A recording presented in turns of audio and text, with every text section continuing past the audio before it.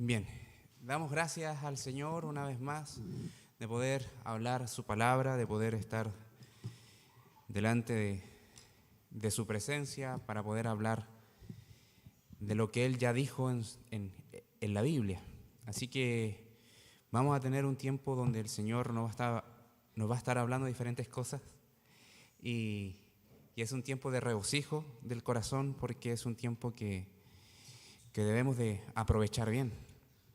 Y para ello me gustaría que oraran conmigo una vez más para encomendar este tiempo al Señor.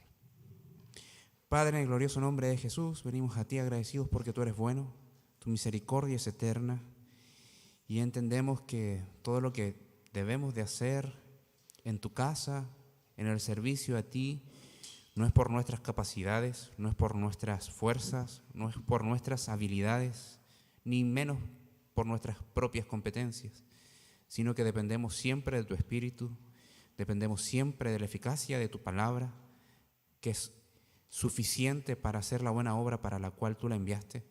Y oramos, Señor, para que seas edificando nuestras vidas, alentando nuestros corazones, bendiciendo, Señor, nuestras mentes por medio de tu palabra y así renovar nuestra mente. Oramos, Señor, para que salgamos distintos a cómo llegamos, podamos salir más conforme a la imagen de nuestro Señor Jesucristo. Oramos, Señor, en el glorioso nombre de Jesús. Amén. Alrededor del mundo, alrededor de todo lo que vemos como planeta Tierra, diferentes tipos de religiones han levantado diferentes tipos de templos o lugares de adoración. Nosotros en Chile tenemos una cantidad enorme de edificios construidos por la Iglesia Católica que son incluso muchos de ellos reconocidos como patrimonio nacional, porque tienen mucho tiempo. Muchos de estos edificios, templos, pasan a ser prácticamente museos, pasan a ser prácticamente lugares donde la gente va, no a celebrar una reunión como esta, sino que a meditar, pensar, reflexionar. Incluso hay algunos templos, capillas católicas que están abiertas siempre. Hay algún encargado, guardatemplo, donde mantiene las puertas abiertas para si alguien siente la necesidad de entrar a orar, puede entrar a orar. El asunto es que siempre hay un protocolo de acción en cada uno de esos templos. Nosotros en la comuna de Florida tenemos un templo llamado Bahá'í que dice no tener religión alguna y que está destinado para la meditación, la reflexión, la introspección espiritual de todas las personas. Muchos van allá, se sacan fotos y creo que de por aquí se puede ver. La verdad es que la Biblia sentencia y condena todo lugar que se ocupe para adorar a un Dios, a alguna deidad, que no sea a Él. Incluso sentencia y condena lugares que han sido edificados no de acuerdo a su palabra, no de acuerdo a la voluntad que está detrás del por qué se levanta ese templo.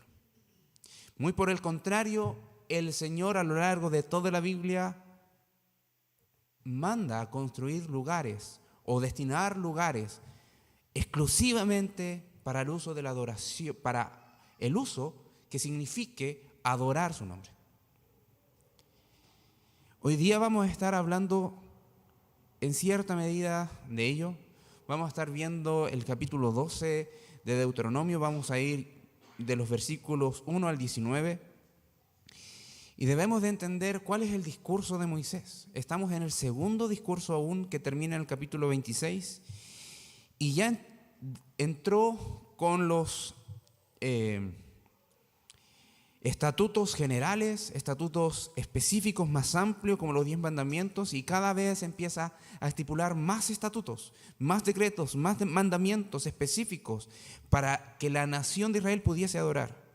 Y nosotros entendemos hoy como iglesia del Señor que también tenemos principios ahí, también tenemos mandatos que se extraen de ahí para saber qué es lo que debemos de hacer cuando venimos a la iglesia ¿Y qué es lo que debemos de hacer cada uno de nosotros en su vida particular como iglesia del Señor?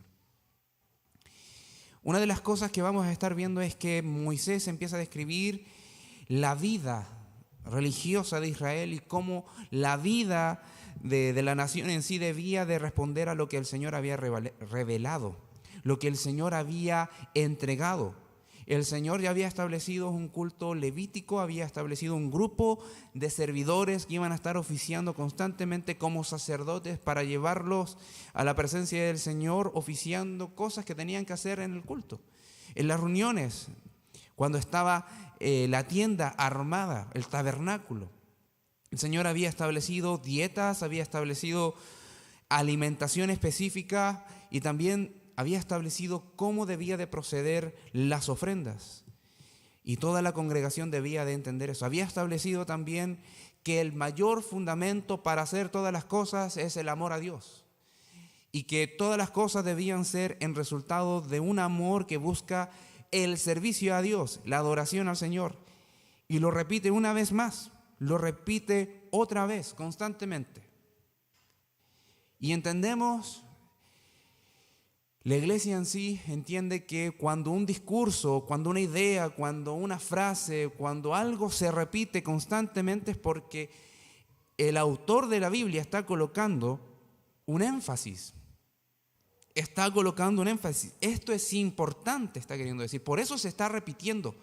¿Se recuerdan cuando estudiamos a Juan? Juan repetía muchas veces ciertas cosas y es porque es importante, es fundamental. Si hay algo que tenemos que prestar atención, no discriminando todas las otras porciones de las Escrituras, sino con mayor atención tenemos que tomar atención a aquellas partes donde se repite y es incisivo. Entonces vamos a ver que Dios demanda que se aparte un lugar para celebrar su gracia y a la vez nos da el poder y la garantía de disfrutar su provisión constante para nuestra vida. Dios demanda un lugar para que se les celebre su gracia, celebre su gloria y también nos da el beneficio de disfrutar su provisión constante para nuestra vida. Titulé este sermón Un lugar para adorar a Dios. Un lugar para adorar a Dios. Y vamos a ir al texto que tenemos para hoy, Deuteronomio 12, y vamos a estar leyendo de los versículos del 1 al 19. Dice así: estos son los estatutos y decretos que cuidaréis de poner por obra en la tierra que Jehová, el Dios de tus padres, te ha dado para que tomes posesión de ella, todos los días que vosotros viviereis sobre la tierra. Destruiréis enteramente todos los lugares donde las naciones que vosotros heredareis sirvieron a sus dioses, sobre los montes altos y sobre los collados y debajo de todo árbol frondoso. Derribaréis sus altares y quebraréis sus estatuas y sus imágenes de acera, consumiréis con fuego y destruiréis las esculturas de sus dioses y raeréis su nombre de aquel lugar. No haréis así a Jehová vuestro Dios, sino que el lugar que Jehová vuestro Dios escogiere de entre todas vuestras tribus para poner allí su nombre para su habitación, ese buscaréis y allá iréis. Y allí llevaréis vuestros holocaustos, vuestros sacrificios, vuestros diezmos y la ofrenda elevada de vuestras manos, vuestros votos, vuestras ofrendas voluntarias y las primicias de vuestras vacas y de vuestras ovejas. Y comeréis allí delante de Jehová vuestro Dios, y os alegraréis vosotros y vuestras familias en toda obra de vuestras manos, en la cual Jehová tu Dios te hubiere bendecido. No haréis como todo lo que hacemos nosotros aquí ahora, cada uno lo que bien le parece, porque hasta ahora no habéis entrado al reposo y a la heredad que os da Jehová vuestro Dios, mas pasaréis el Jordán y habitaréis en la tierra que Jehová vuestro Dios os hace heredar, y él os dará reposo de todos vuestros enemigos alrededor, y habitaréis seguros. Y al lugar que Jehová vuestro Dios escogiere para poner en él su nombre, allí llevaréis todas las cosas que yo os mando, vuestros holocaustos, vuestros sacrificios, vuestros diezmos, las ofrendas elevadas de vuestras manos y todo lo escogido de los votos que hubiereis prometido a Jehová. Y os alegraréis delante de Jehová vuestro Dios, vosotros, vuestros hijos, vuestras hijas, vuestros siervos y vuestras siervas, y el levita que habita en vuestras poblaciones, por cuanto no tiene parte ni heredad con vosotros. Cuídate de no ofrecer tus holocaustos en cualquier lugar que vieres, sino que en el lugar que Jehová escogiere, en una de tus tribus, allí ofrecerás tus holocaustos y allí harás todo lo que te mando. Con todo podrás matar y comer carne en todas tus poblaciones, conforme a tu deseo, según la bendición que Jehová tu Dios te haya dado. El inmundo y el limpio la podrá comer, como la de gacela o de ciervo. Solamente que sangre no comeréis, sobre la tierra la derramaréis como agua. Ni comerás en tus poblaciones el diezmo de tu grano, de tu vino o de tu aceite, ni las primicias de tus vacas, ni de tus ovejas, ni los votos que prometieres, ni las ofrendas voluntarias, ni las ofrendas elevadas de tus manos, sino que delante de Jehová tu Dios las comerás en el lugar que Jehová tu Dios hubiera escogido, tu hijo, tu hija, tu siervo, tu sierva y el levita que habita en tus poblaciones. Te alegrarás delante de Jehová tu Dios de toda la obra de tus manos. Ten cuidado de no desamparar al levita en todos tus días sobre la tierra. Es una porción un poco extensa y esta vez la quise leer de una vez. ¿Por qué? Porque si se dan cuenta, la idea es repetitiva, la idea es constante, es enfática. La idea que se está queriendo colocar acá de parte de Dios, por mandato de Dios que transmite Moisés al pueblo, está estableciendo algo fundamental. Está estableciendo que hay un lugar específico donde se sirve a Dios. Hay un lugar donde veremos la presencia de Dios y allá tenemos que ofrecer nuestras ofrendas. Y lo primero que vamos a ver de los versículos del 1 al 10 es que en su presencia adoramos. En la presencia del Dios omnipotente adoramos. En la presencia del Dios altísimo servimos. Y esto es algo que viene a ser claro a la simple lectura de la palabra del Señor. Ahora tenemos que ir dilucidando algunas cosas, algunos aspectos. Aquí está estableciendo cómo el pueblo de Israel, como nación que se iba a establecer en la tierra de Canaán, iba a tener que adorar, como lo estaban haciendo en el desierto, pero también el Señor los recrimina, los confronta, los reprende, le dice, van a hacer como no han hecho hasta ahora. Van a adorar, van a servir como no lo han hecho hasta ahora. Y por eso les manda a tener en mente, como lo dice el versículo 1, estos son estatutos y decretos que van a cuidar. Tienen que colocar una valla, tienen que cuidarlos, tienen que cercarlos para colocarlos por obra, colocarlos en práctica tal cual como Dios los mandó, tal cual como fueron expresados por el profeta Moisés. Ahora, voy a recoger algo que nuestro pastor Patricio constantemente dice, que son 613 mandatos, pero esos 613 mandatos se dividen en 3 porciones prácticamente.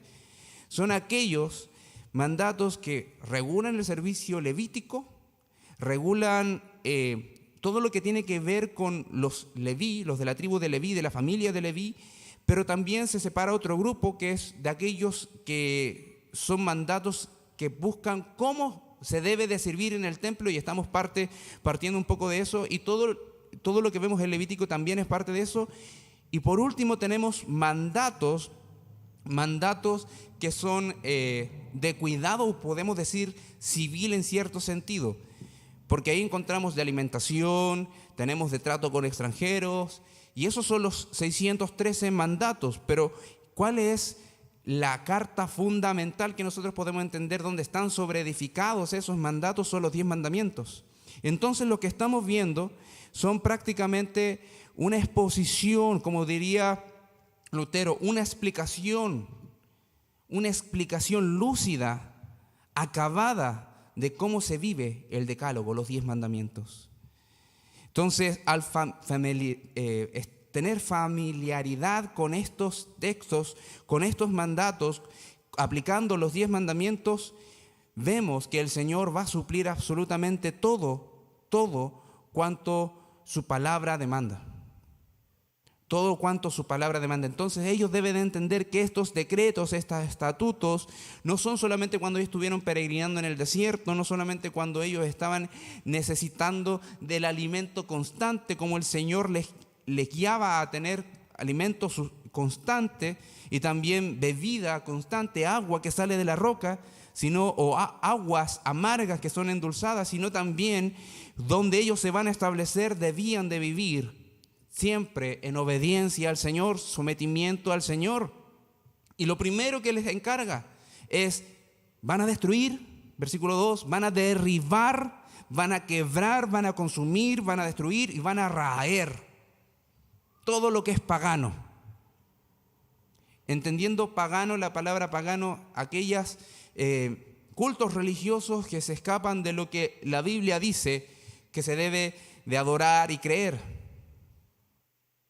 Entonces van a destruir aquellos lugares altos. ¿Por qué esos lugares altos? ¿A qué se refiere? Bueno, normalmente las culturas y civilizaciones colocaban sus altares, colocaban sus templos, colocaban sus lugares de reunión, incluso de sacrificio, en montañas, en colinas y sobre todo rodeado de árboles frondosos. Porque eso significaba varias cosas. Significaba que estamos cerca de la deidad, estamos cerca de un Dios y estamos viendo su constante provisión. Él da esta teología de la prosperidad, da prosperidad. Entonces elegían esos lugares para poder hacer el culto y llevar a cabo su tipo de adoración. ¿Y qué dice el Señor al pueblo de Israel? Van a destruir, van a sacar todo, no tiene que quedar rastro. Van a llegar a esos montes y lo primero que van a hacer, van a purificar la tierra. Porque aquí va a habitar, va a estar una nación santa, dedicada al servicio del Señor. Va a estar una nación que quiere servir, honrar, glorificar, testificar a Dios, solamente de Dios, solamente de Jehová. Entonces, en cierta medida aquí podemos ver un poco de teología para nuestra vida, un poco de aplicación bíblica para nuestra vida. Cuando el Señor sale a nuestro encuentro, no solamente se añade a nuestra vida, Él pasa a ser absolutamente todo para nuestra vida. Él quita ídolos de nuestro corazón, Él derriba ídolos de nuestro corazón, Él consume todo tipo de dios pagano que podamos haber tenido en nuestro corazón incrédulo y nos da un nuevo corazón. Básicamente está retratando que cuando venimos al Señor y llegamos a su gracia y el Señor nos sale al encuentro, tenemos una nueva vida y tenemos que vivir esa vida. Tenemos que dar pasos para demostrar que estamos viviendo esa nueva vida. Eso es lo que le está queriendo decir y eso en cierta medida también viene hacia nosotros. Ahora es un asunto activo. Recibimos la gracia, recibimos esta nueva vida, pero hay algo activo. Ellos tenían que tomar quizá un martillo, tomar una mole y empezar a derribar, tomar un hacha y empezar a cortar. Nosotros muchas veces como creyentes nos dejamos estar.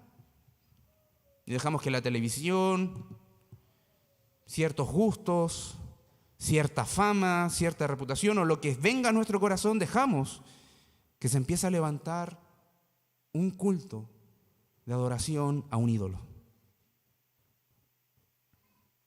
Tenemos que estar activos, vigilantes, siempre viendo que nuestra vida tiene que estar dedicada solo al Señor. Y dice el versículo 4, no haréis así a Jehová vuestro Dios. No van a destruir lo que el Señor quiere que ustedes edifiquen. Pero tampoco van a adorar como las otras culturas que piensan que por sus pensamientos idearon una deidad, un Dios falso, un ídolo, y que por su planificación, por su estructura, por sus conversaciones, por sus buenos pensamientos, creen que así se debe de adorar a alguna deidad. Ustedes no van a hacer así. Ustedes no van a adorar conforme, de acuerdo al pensamiento de cada cual, o que bien le parezca a cada cual. Van a adorar al Señor conforme a lo que su palabra divina, bendita y gloriosa dice que se debe de hacer. Porque saben que Él es el gran yo soy. Él es el que dijo: yo soy el que soy. Yo soy el que con brazo extendido los liberé de Egipto, que con una columna de fuego los cubría en la noche y con una columna de nube, una nube grande, los cubría en el día. Yo soy el que ha hecho todos esos milagros poderosos que los dio la libertad y la independencia de una nación pagana. No me van a tratar como cualquier otro ídolo, porque ¿saben qué? Porque yo soy glorioso, yo soy eterno, yo soy majestuoso. El Señor es santo, el Señor es justo, el Señor es amor, el Señor es bondad, el Señor es misericordioso, Él es fiel, es autoexistente, es todopoderoso, todo lo sabe y está presente en todo lugar. Él es un juez justo, pero también es nuestro ayudador, es el Rey soberano de todo el universo, pero también es nuestro fiel amigo.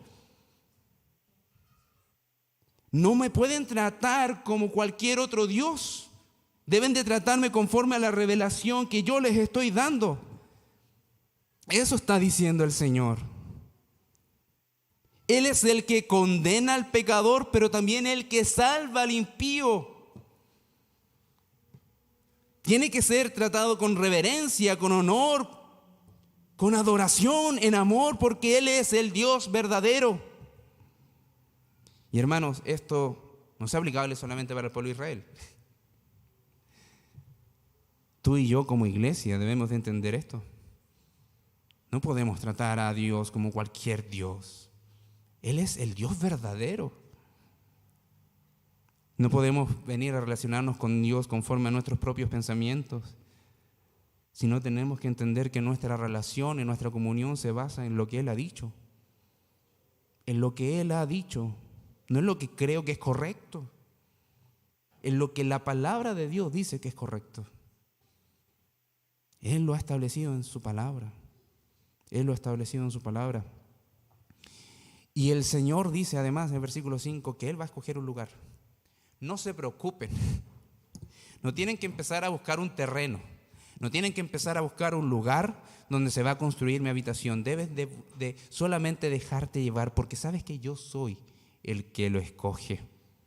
Y cuando yo lo escogiere, vas a tener que identificarlo, y ahí recién vas a buscarlo y allá iréis. ¿Cómo lo va a transmitir? Bueno, necesitamos la guía del Espíritu Santo. El Señor lo va a escoger. El Señor nos va a decir: aquí nos vamos a establecer. Y ahí se va a rendir culto, ahí se va a levantar el tabernáculo, ahí se va a levantar el templo. Ahora, Dios mostrará ese lugar. Ahora, no está hablando de un lugar específico, porque en la historia vemos que fueron peregrinos y el tabernáculo, la tienda, se estableció en diferentes partes.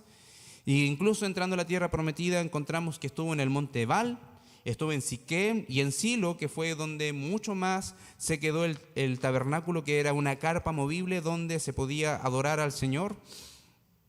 Y a lo largo del el libro de los jueces o el periodo de los jueces se ve ahí. Y luego por último vemos que el tabernáculo fue llevado a Jerusalén por el rey David, y después se establece ahí un templo oficial que fue construido por el rey Salomón, el hijo de David.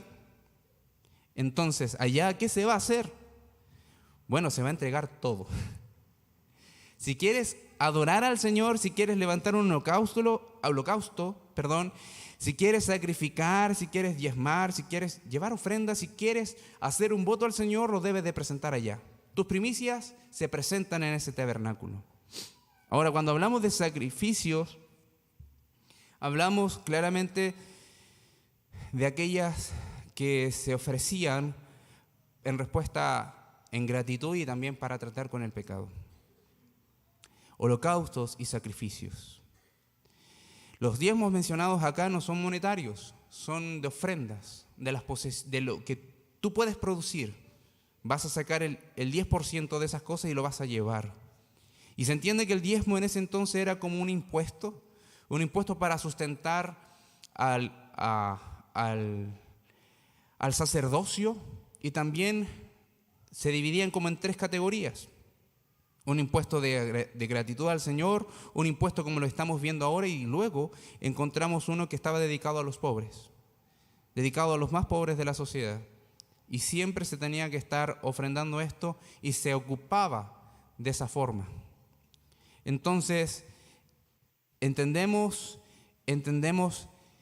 que también los hermanos, los habitantes, más que hermanos, los habitantes de la nación de Israel podrían decir: quiero dar más de lo que me están pidiendo. Y venían las ofrendas voluntarias. Quiero entregar esto como un voto, sin necesidad de que la Biblia te lo esté pidiendo, el mandato de Dios específico te lo esté pidiendo. Yo quiero hacerlo. Lo voy a ofrecer al Señor. Y hay algo que estaba establecido, que si venía de tu corazón y el Señor te movía a ofrender algo más de lo que tú estabas recibiendo, de lo que te estaba pidiendo por ley, sí había una ley que decía: si tú lo prometiste, lo cumples. Si se lo ofreciste al Señor, cumple tu voto. Si no lo haces, es pecado, porque fuiste movido y tú te comprometiste. Entonces debes de cumplirlo. Entonces allí se iba a entregar también las primicias. También es de ganadería específicamente. Así que el diezmo en este contexto no está hablando de lo monetario, sino que está hablando específicamente de todo lo que se puede producir. Después se tradujo en dinero porque era en cierta medida cómo se podía graficar de mejor manera el conjunto de la producción. Ahora, ¿qué nos dice el texto? En el versículo 7 nos centra de que todo lo que vamos a entregar al Señor se consumía también en la presencia del Señor. No era solamente una ofrenda y aquellas ofrendas quedaban ahí guardadas, sino que algunas de ellas eran ofrecidas al Señor, eran sacrificadas, eran quemadas, y de los resultados de ello también se comía delante de la presencia del Señor. Y dicen: ustedes van a venir entendiendo que este es un mandato, pero lo van a hacer con gozo y con regocijo delante de la presencia del Señor. Versículo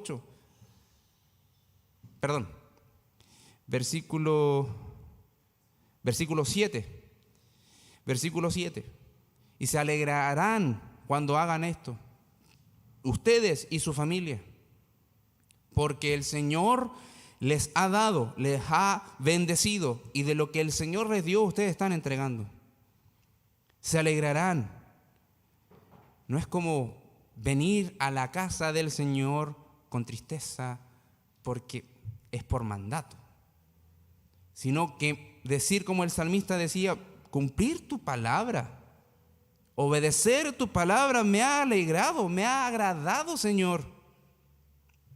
Eso es lo que está queriendo decir. Y por último también señala de que esta forma del corazón y esta forma externa de ofrendar no era algo que estaban haciendo el pueblo de Israel. Estaban desconociendo al Dios Altísimo, como ya lo dijimos, pero también estaban siendo rebeldes constantemente, y el culto lo estaban llevando como ellos querían. No es un culto como el que tenemos ahora, era diferente. Pero lo estaban haciendo conforme a lo que ellos querían, cada uno lo que bien le parece. No se estaban sometiendo a la ley de Dios, pasaban por alto el mandamiento, y el Señor por eso los recrimina. El Señor por eso nuevamente le está repitiendo en su gracia, que el Señor te diga una vez, 2 veces, 3 veces, las veces que sean necesarias lo mismo, es muestra de que está teniendo paciencia, de que tiene amor, de que Él es fiel y de que quiere que le adores de la manera correcta. Ahora, tú como cristiano y yo como cristiano debemos de pensar que al estar en el nuevo pacto, por la sangre de Jesús, el servicio no es muy diferente. Lo que el Señor nos estableció que debemos de hacer como iglesia, lo que debemos de hacer como liderazgo, lo que debemos de hacer como pastores, está expresamente escrito en el Nuevo Testamento y debemos de proceder con ello. No hacer como cada cual, como lo que piensa cada uno, según lo que le parece bien, según lo que le parece mal, eso hacemos. Hay ciertas libertades, por supuesto. Todas las congregaciones a veces tienen diferentes formas de hacer los cultos, del servicio, pero hay cosas expresamente dichas. Y eso es lo que debemos de hacer. Eso es lo que debemos de hacer. De hecho, podemos avanzar y ver que el Señor les está advirtiendo esto antes de que entren a un reposo, antes de que entren a la tierra prometida. El reposo que está hablando está refiriéndose directamente a entrar a la tierra de Canaán. Entonces, cuando dice, versículo 10, cuando pasen allá, en la tierra que Jehová vuestro Dios os hace heredar, y Él os dará reposo de vuestros enemigos alrededor y habitaréis seguro. Si ustedes están obedeciendo constantemente al Señor, si están, como ya se dijo en el capítulo anterior, haciendo lo que Dios dijo, van a tener la bendición, van a estar seguros. Pero de lo contrario, si desobedecen, ya sabemos lo que viene, el juicio, viene la maldición. Entonces, ustedes confíen en mí, obedezcan mi palabra, crean en mi palabra, van a entrar, establezcan lo que yo les estoy diciendo y van a estar seguros en esa tierra, van a encontrar el reposo. Cada lugar, queridos hermanos, cada lugar tiene un uso destinado de manera específica. Cada lugar está destinado para un uso específico. Pensemos en la estructura de la casa. ¿Podemos cocinar en el baño, por ejemplo? ¿O ir al baño en la cocina? No. No lo piensen, no lo hagan. Es un ejemplo súper sencillo. Pero para el Señor, cuando entró a Jerusalén, ya pensando en nuestro Señor Jesucristo, cuando entró a Jerusalén, vio el templo, ese gran templo que había construido Herodes. Estaba el templo original, la reconstrucción, me refiero de que la reconstrucción oficial que hicieron los israelitas una vez de que volvieron de los cautivos. Y alrededor estaba la enorme construcción de Herodes. Cuando entró ahí, ¿qué hizo? Echó fuera a todos los que compraban y vendían en el templo y volcó las mesas de los cambistas y los asientos de los que vendían las palomas y les dijo: escrito está, mi casa será llamada casa de oración, pero ustedes la han convertido en una cueva de ladrones. El templo no era para comerciar con la fe. Los sacrificios tenían que ser de acuerdo a lo que ellos producían. No ir a un comerciante y decir: me da una palomita, me da un becerro, es que necesito sacrificarlo en la presencia del Señor. No. De acuerdo a la bendición que el Señor te ha dado, tú vas y ofreces al Señor. No haces un comercio para ofrecer al Señor y el Señor purifica. Se entiende que purifica eso. Saca a todos los comerciantes de la fe. No podemos lucrar con la fe. No podemos usar lo que el Señor ha levantado para nuestras propias conveniencias, lo que nosotros creemos. La iglesia no es un escenario para hacer entretenimiento. La iglesia está dedicada, el templo está dedicado para adorar al Señor por medio de los medios de gracia que el Señor ha establecido. La predicación de su palabra, la lectura de su palabra, la oración, la alabanza, la comunión, las ofrendas, eso se hace en la iglesia. Eso vamos a hacer en la iglesia porque el Señor ha demandado que su casa es una casa de oración.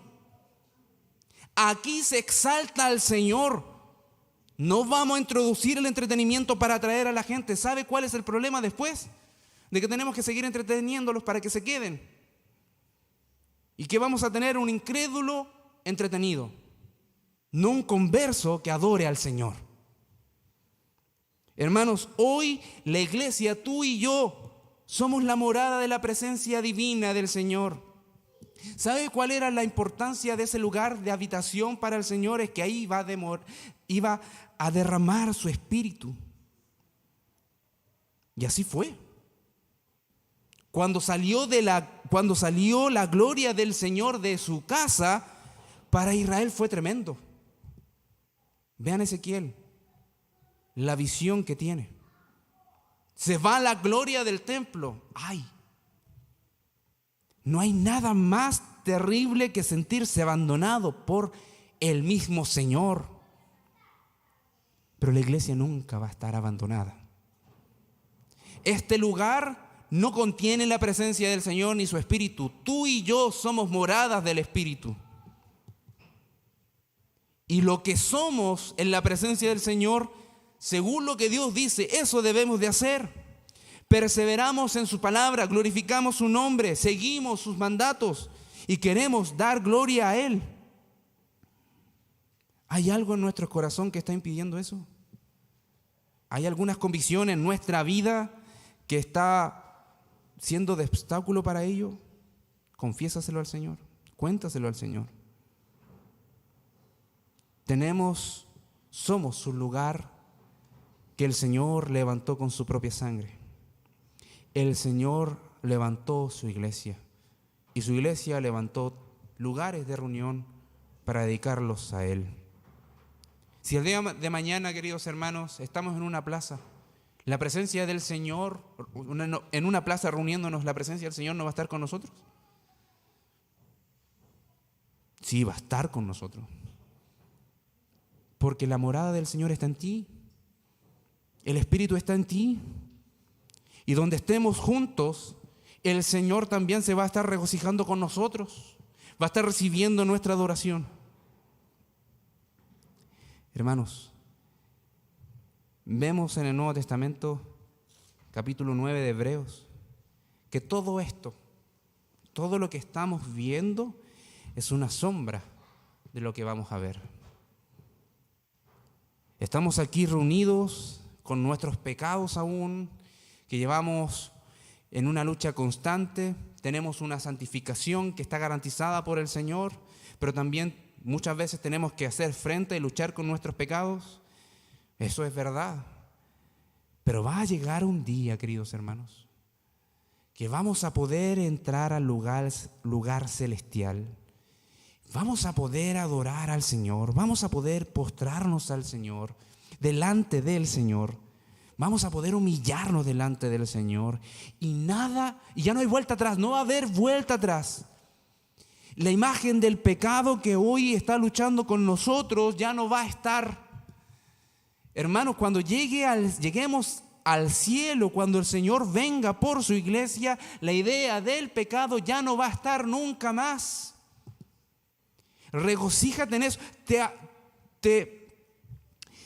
Te angustia tu pecado, te angustia pecar, te duele pecar. Hermanos, cuando llegue el tiempo vamos a entrar en la gloria y podemos disfrutar de que los méritos de Cristo nos garantizan de que vamos a estar allá libre de pecado, totalmente la consumación de la redención, del rescate que Él hizo por su sangre va a ser completamente pleno. Nuestro cuerpo ya no va a ser algo con lo que vamos a luchar, sino algo con lo que vamos a poder abiertamente disfrutar de la presencia del Señor y adorarle. Ese es un motivo del por cual nos reunimos acá, porque vamos a estar reunidos allá. Bueno, si hay alguien que dice, pero ¿va a estar esta persona? Bueno, si es creyente va a estar igual. Ámalo acá. Sirve a tu hermano acá. El que te pone a prueba tu paciencia, sírvele acá, ámalo acá. Porque esa es muestra de la bendita comunión que vamos a tener allá. Ahora, algo importante, y ya como para finalizar esta segunda, el sermón en sí, vemos una idea distinta en versículo 11 al 19 que se introduce en este argumento. Y la idea es disfrutar en su presencia su bendición. Disfrutar en su presencia su bendición. Nuevamente el versículo 11 y 12 establece que el Señor va a escoger el lugar, ahí vamos a llevar lo que debemos de ofrendar. El Señor va a colocar su nombre en ese lugar, que está haciendo referencia a su espíritu, su presencia. Como ya se dijo en el versículo 6, versículo 12 nuevamente llama a la idea de alegrarnos con hacer eso, con participar de ello. Y con todos. Y hay algo específico en el versículo 12 que me gustaría que nosotros hiciéramos como un zoom, un acercamiento, es que dice tus hijos, tus hijas, incluso tus contratados o sirvientes, pero fundamentalmente los hijos y las hijas. Nuestra labor fundamental y principal como sacerdotes de nuestro hogar es que nuestros hijos, desde los más pequeños que sean, vean que estamos sirviendo al Señor. No hay mejor ejemplo que le podemos dar a nuestros hijos, a nuestras hijas, que vean que estamos sirviendo al Señor, que disponemos a Dios lo que Él nos pide, de que buscamos tratar con nuestros pecados y buscamos que nuestra vida esté alineada con sus mandatos, que confiamos en su gracia, confiamos en su misericordia. Confiamos en que Él es fiel para perdonar cuando nos equivocamos, cuando pecamos. No hay cosa más maravillosa que la familia pueda ver, que los hijos puedan ver que lo que más ama el padre o la madre es al Señor. Que los cónyuges no son un ídolo en su corazón. Que el esposo no ama más a la esposa que al Señor y que la esposa no ama más al esposo que al Señor. Que no aman más sus posesiones que al Señor. Esto es importante. Esto es fundamental. Así se estructura la vida familiar. Y debemos de animarnos. Aquellos que vamos a comenzar una vida familiar no significa con hijos, porque la familia se compone de dos y luego es una expansión, una multiplicación. No significa que los que tenemos por delante toda esa experiencia, todo lo doméstico que tenemos que hacer en nuestros hogares para poder servir al Señor, porque aún no lo hayamos vivido, su palabra queda inválida para nosotros. Es una meta clara. Que no lo haya vivido no significa que la palabra del Señor no esté diciéndome eso. Tú, joven soltero, tienes que dedicarte a ser soltero y pensar en cómo ser soltero que glorifica al Señor. No. Tú eres un soltero que glorifica al Señor hoy y que el día de mañana, si tienes familia, tienes que seguir glorificando al Señor con tu familia, y esa voluntad de Dios está expresamente ahí, en la Escritura. El pueblo de Israel lo entendía y nosotros también lo tenemos que entender así. Esta voluntad para la iglesia no ha sido cambiada. Llevemos a nuestras familias a las plantas del Señor y mostremos cómo adoramos al Señor. Y aquí en el versículo 13, versículo 14 está diciendo, cuídate. Cuídate de no hacer conforme a lo que el Señor ha establecido. Cuídate de no querer ofrecer al Señor sacrificios en el lugar que vieres. En cualquier lugar que tú consideres, esto es un lugar cómodo. Aquí voy a ofrecer sacrificio. Sino que en el lugar que el Señor estableció, ahí vas a llevar todo, porque yo te lo mando, dice Jehová. Ahora nosotros, en cierta medida, entendemos que hay cosas que debemos de hacer en comunión, la iglesia. Y aquí se presentan diferentes realidades. Por ejemplo, ¿qué pasa con los hermanos que están impedidos de venir a la congregación porque están enfermos? ¿Cómo tenemos comunión con ellos? Y viene el tema de la visitación. Tenemos que ir a visitar a los hermanos que están enfermos. Tenemos que estar en contacto con ellos. Tenemos que estar adorando al Señor mediante la intercesión por su salud. ¿La cena del Señor las podemos hacer desde nuestras casas? No. No se puede hacer desde nuestras casas. Primera de Corintios 11 es claro. Cuando se reúna la iglesia, van a celebrar la cena del Señor. La comunión en sí no se puede tener a la distancia, sino que se tiene que tener en isofacto, presencial.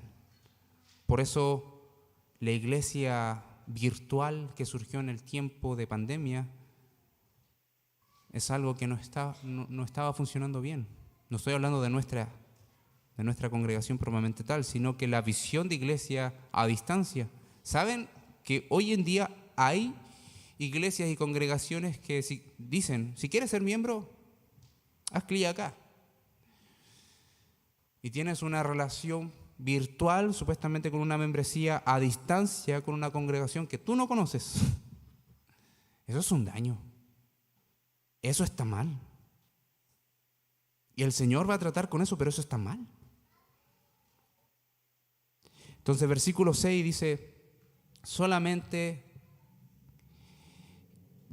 versículo 16 dice, solamente que sangre no comeréis sobre la tierra que derramaréis como agua. ¿Entendemos que tenemos libertad para disfrutar de la provisión del Señor? Versículo 15 establece eso, podemos comer de todo, estaba diciendo el Señor. La iglesia también entiende eso, que podemos comer absolutamente todas las cosas, porque todo está permitido, pero, ¿qué dice? De la sangre no comeréis, porque simbólicamente estaba siendo representante de la vida.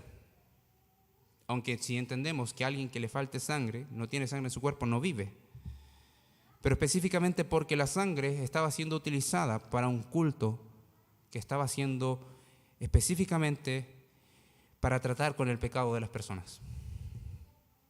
La sangre tú no la vas a considerar para cualquier cosa, sino específicamente para entender que esos son sacrificios de adoración al Señor para rendir cuenta de tus pecados. Ahora, incluso en el Nuevo Testamento encontramos en el libro de los Hechos, el griego médico Lucas, que escribió el Evangelio y también el libro de Hechos, dice que abstengáis de los sacrificados de ídolos, de sangre, capítulo 15, versículo 29, dice que abstengáis de los sacrificados a ídolos, de sangre, de ahogado y de fornicación, de las cuales cosas, si os guardáis bien, haréis. Tengan buen tiempo, dice, pásenlo bien. Podemos comer de todo y a la iglesia primera se le había prohibido eso. Ahora, más allá de la extensión de las cartas, no se ve esa misma prohibición, pero yo prefiero, si es un voto delante del Señor, que así sea. No voy a comer ni achi, como dicen por ahí, o prietas, no, prefiero no comerlas, para tranquilidad de mi conciencia. En el Nuevo Testamento, si no es el libro de los Hechos, no se ve. Pero creo que hay que ponerle atención a eso. Y por último, nuevamente vuelve a repetir la idea de que debemos, de todo lo que podamos ofrecer al Señor como ofrenda, llevarlo al lugar de reunión. Pero acá, la comida que presenta el versículo 15, del mismo pasaje, está hablando de la comida que tenemos nosotros habitualmente día a día. Por último, presenta una idea de que debemos de cuidar con aquellos servidores todos los días. Aquellos servidores que están destinados al servicio todos los días que ellos vivieran en aquella tierra. Y hace una idea similar que pueda surgir de aquellos que están al servicio de la administración de la palabra del Señor. Los pastores no son levitas, no hay levitas en este tiempo, a no ser que haya algún hijo de la tribu de Leví entre nosotros o en el mundo, pero no hay levitas sacerdotal. Pero lo que encontramos de los pastores es que son servidores que muchas veces están a tiempo completo. Y viene la idea del cuidado hacia sus vidas. Entonces muchas de las ofrendas también van destinadas al cuidado de sus vidas. El punto acá es que podemos disfrutar en la presencia del Señor de todo lo que nos entrega para nuestra vida cotidiana y también para el servicio en la congregación. Ahora, para finalizar, quiero que entendamos algo. Ya sea que comamos, que bebamos, porque se acerca las fiestas patrias.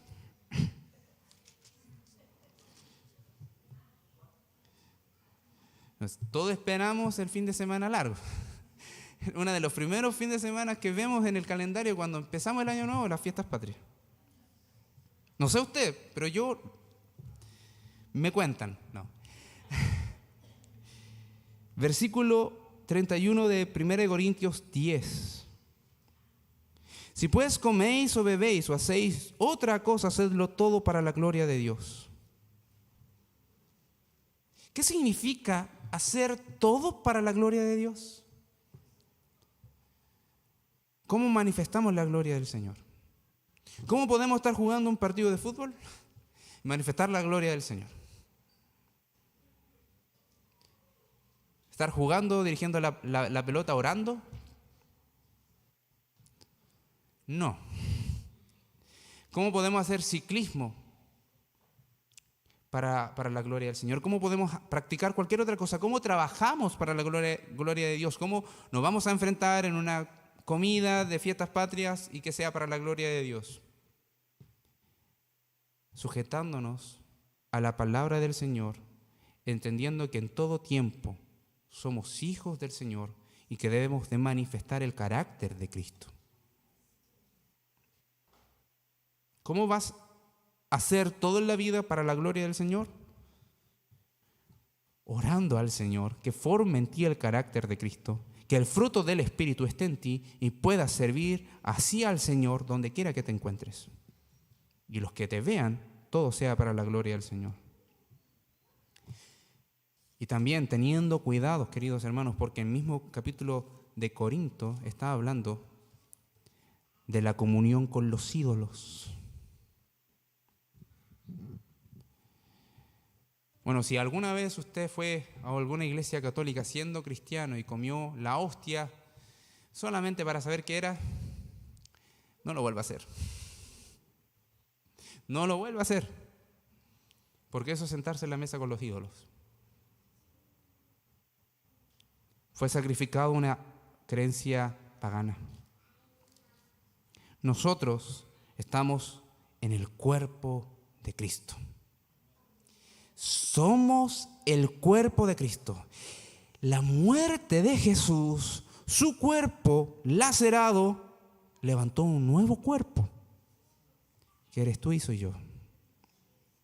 Así que, hermanos, ¿qué debemos de terminar diciendo? Persevera en la gracia, persevera en la palabra del Señor, persevera amando al Salvador, persevera estudiando sus razones, sus mandatos, sus principios. ¿Para qué? Para que el día de mañana puedas decir: yo amo a Dios, no amo al mundo. Yo tengo identidad con Cristo, no me identifico con ese ídolo. Yo persevero, me esfuerzo en perseverar en la santidad y andar en buenas obras. ¿Por qué? Porque Él murió por mí. Él derramó su sangre por mí. Nadie podría darme la salvación que Él me da. Te animo a eso, hermano. Piensa en tu corazón. ¿Cuáles son aquellas cosas las que las tienes ahí y se endurece tu corazón para no dejarlas ir? Es tiempo, hermano, que todos empecemos a dejar aquellas cosas que sabemos que no son agradables al Señor.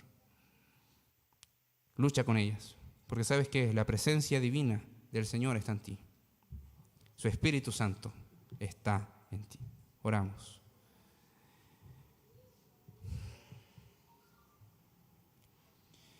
Señor, te damos gracias porque no estamos solos. Has enviado al Espíritu Santo para consolarnos en nuestra debilidad. Has enviado al Espíritu Santo para entregarnos esa nueva vida, esa fe. Nos has dado al Espíritu Santo para tener esa garantía de que somos tuyos, de que te pertenecemos. Ayúdanos a someternos a esa voluntad del Espíritu, que es contraria a la de mi carne, Señor. Se oponen entre sí, pero queremos adorarte, Señor.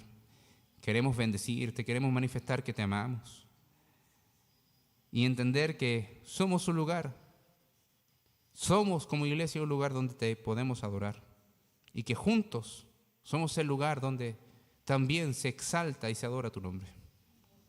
Perdónanos cuando lo hacemos de mala forma y pensando que nuestra razón es más suficiente que tu palabra.